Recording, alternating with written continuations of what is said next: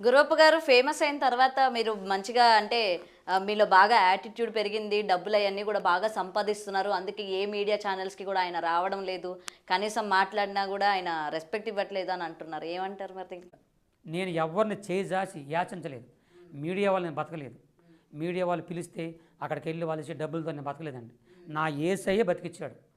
ఆనాటి నుంచి ఈనాటి వరకు 40 సంవత్సరాలు నా ఇద్దరు కూతురికి పెళ్లి చేశాడు. ఏమండి, నాకు అంత అన్నం పెట్టాడు.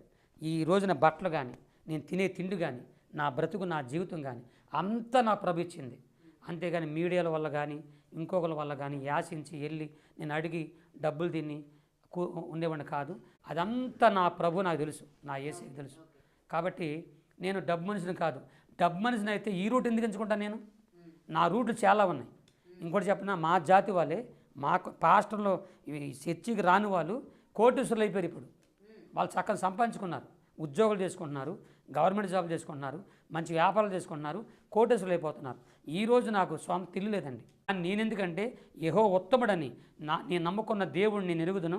ఆయన ఉత్తముడని రుచి చూసి నా జీవితం తెలుసుకుని ఆయన్ని ప్రకటిస్తున్నాను తప్ప